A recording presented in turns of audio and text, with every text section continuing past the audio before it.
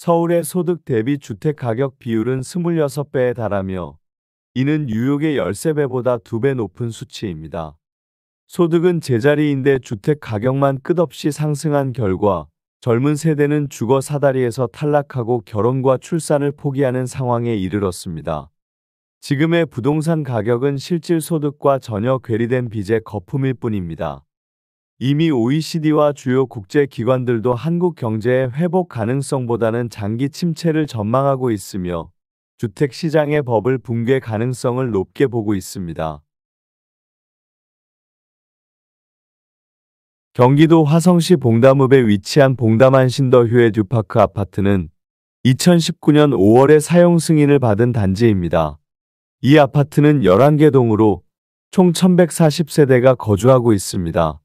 최고 층수는 29층이며 용적률 213%, 건폐율은 12%입니다. 총 주차 대수는 1313대로 세대당 1.15대입니다. 25평형의 공시가격은 2억 2,700만원, 보유세는 약 21만 7,780원입니다.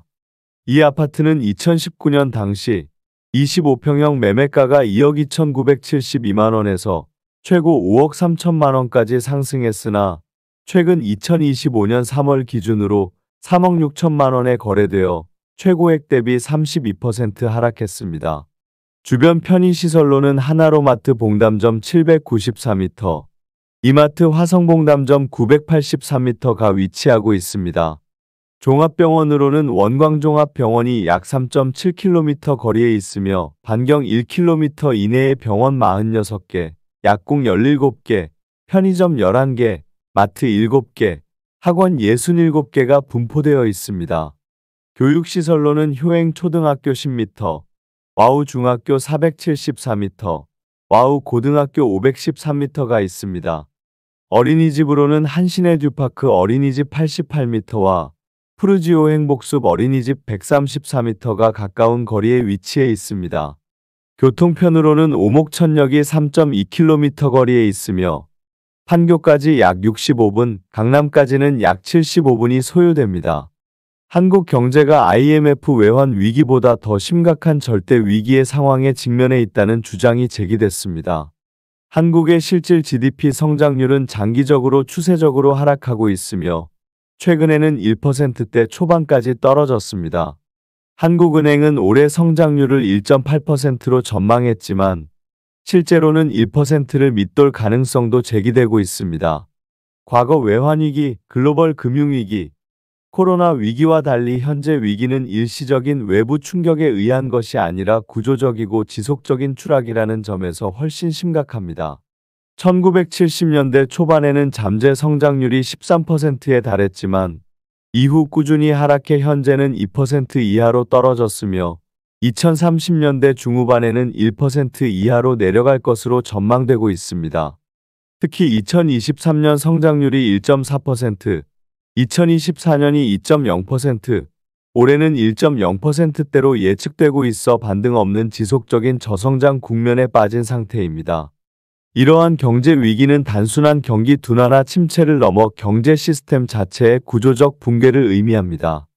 과거 외환위기 이후에는 빠른 회복이 있었지만 지금은 고령화와 내수 부진, 생산성 저하, 그리고 수출 부진으로 인해 회복 가능성이 희박하다는 점에서 차별화됩니다.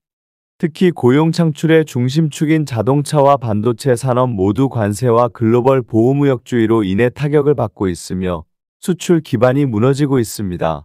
자동차 수출은 연간 933억 달러에 달하는데 이 중 절반 이상이 미국 수출이며 이는 전체 무역 흑자의 대부분을 차지합니다. 그런데도 미국은 한국산 자동차에 대해 25%의 관세를 부과하고 있어 한국 수출 경제에 치명적인 타격이 예상됩니다. 반도체 역시 2023년 1,400억 달러 규모로 수출되며 44%의 증감률을 기록했지만 AI 반도체 경쟁력 약화와 중국 수출 제약 등으로 향후 성장 전망은 어둡습니다.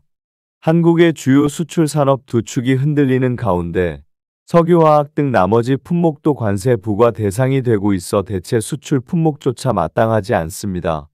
결국 수출로 먹고 사는 나라가 수출을 잃고 있다는 것입니다. 국내 소비와 투자도 부진한 가운데 건설 경기 위축과 고금리 부담으로 부동산 시장마저 얼어붙고 있습니다.